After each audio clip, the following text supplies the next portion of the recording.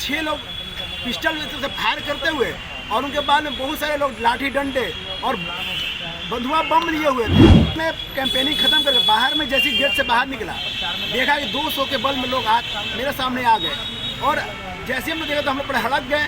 वो लोग बम बिक दिया गाड़ी के आगे एकदम आगे। प्रचार प्रसार के क्रम में ही आपस में प्रतिद्वंदिता को लेकर के ये घटना घटित हुई।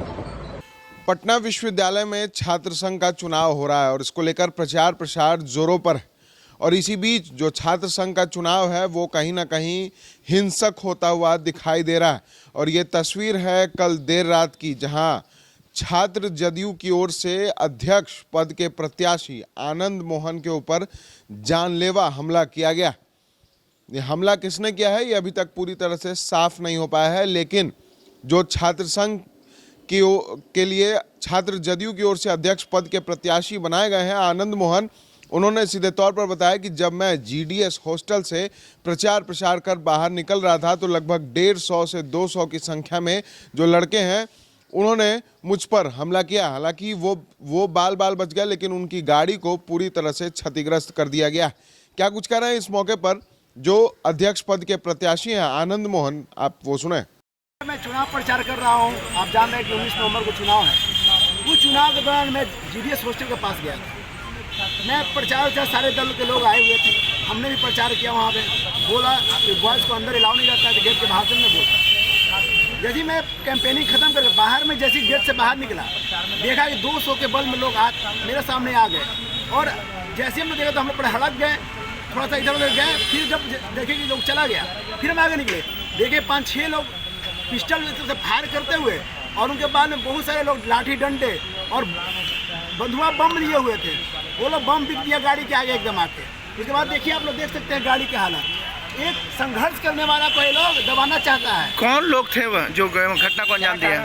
कारण था कि लोग देख रहे हैं कि आनंद मोहन को समर्थन मिल रहा है सब लोगों को। यही सबको दबाने के लोग साजिश कर रहे हैं और ये छात्र हो ही नहीं सकते हैं, मेरा मानना है। कौन लोग थे? देखिए, मैं किसी को पहचाना नहीं वहाँ पे, लेकिन हो सकता है कि रात तक कुछ मुझे भी पता चले तो मैं उस पर काम कर रहा हूँ और उस पर अज्ञात लोगों पे मैं नाम लेकर के थाना में एफआईआर कराऊंगा। उन्होंने सीधे तौर पर कहा कि लगभग 150 से 200 लोगों ने मेरे ऊपर हमला किया है। वहीं इस मौके पर जो टाउन डीएसपी है अशोक कुमार सिंह, उन्होंने भी कहा है कि प्रतिद्वंदिता को लेकर के ये हमला किया गया।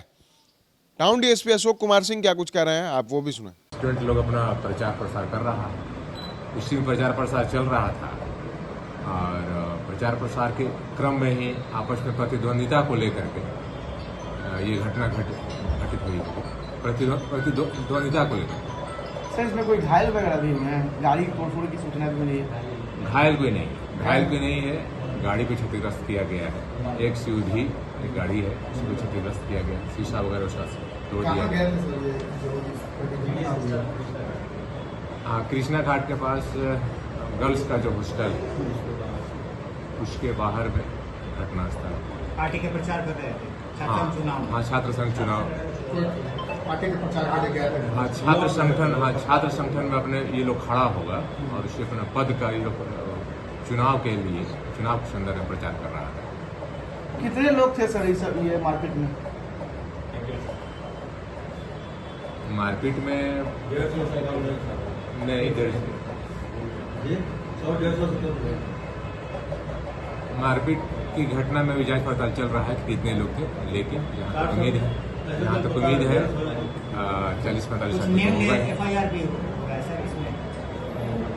नहीं, अभी हम लोग पता कर रहे हैं। सीधे तौर पर टाउन डीएसपी ने कहा है कि कई राजनीतिक दलों के जो छात्र हैं वो इस चुनाव में हिस्सा लेते हैं और इसी में प्रतिद्वंदिता को लेकर के ये जो हमला है वो हुआ है। हालांकि पुलिस मामले की जांच में जुटी है, शिकायत दर्ज कर ली गई है और अब पुलिस लगातार जो दोषी हैं उनको खंगाल रही है और उनके ऊपर सख्त से सख्त कड़ी कार्रवाई की जाएगी। आपको बता दें कि लगातार जो पटना विश्वविद्यालय का छात्र संघ चुनाव होता है उसमें कहीं ना कहीं इस तरह की जो गतिविधियां हैं वो सामने आती है, लेकिन पुलिस पूरी तत्परता के साथ काम कर रही है और इन तमाम हिंसक गतिविधियों को रोकने की कोशिश में जुटी। ऐसे ही तमाम खबरों के लिए बने रहें एसडी न्यूज के साथ और देखते रहें एसडी न्यूज।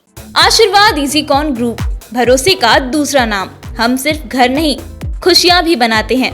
आशीर्वाद रोज वैली, जिसमें है premium flats with all modern amenities. Patna में लेना चाहते हैं अपने सपनों का आशियाना, तो कीजिए हमारे इन नंबरों पर संपर्क।